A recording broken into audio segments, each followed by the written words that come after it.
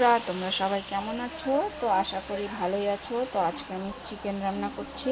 তো রবিবার মানেই চিকেন আমাদের। তো এখানে তেল কড়াইতে দিয়ে দিয়েছি। এবার আলুগুলোকে ছেড়ে দেব।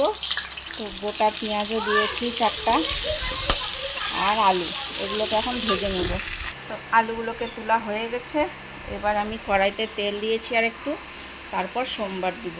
সোমবারটা দিলাম হচ্ছে তেজপাতা, শুকনো লঙ্কা আর গোটা গরম মশলা আর সাদা জিরা। তো এটা একটু পুরা হবে, তারপর দিয়ে দিব রসুন আর পেঁয়াজ।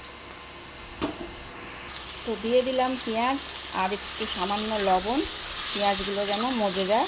এবার পেঁয়াজটাকে ভালো করে লাল লাল করে ভেজে নেব। তো আমার পেঁয়াজটা ভাজা হয়ে গেছে। এবার মশলাটা দিয়ে দিলাম, মশলাটা দিয়ে ভালো করে কষিয়ে নেব। তো মশলাটা আমার কষানো হয়ে গেছে। এবার মাংসগুলো দিয়ে দিলাম। তো এই যে মাংসটা আমার কষানো হচ্ছে। তো আলুগুলো দিয়ে দিলাম, এবার ঢেকে দেব। তো আমার কষানো হয়ে গেছে। আর এদিকে গরম জল করে রেখেছিলাম, গরম জলটা ঢেলে দিলাম।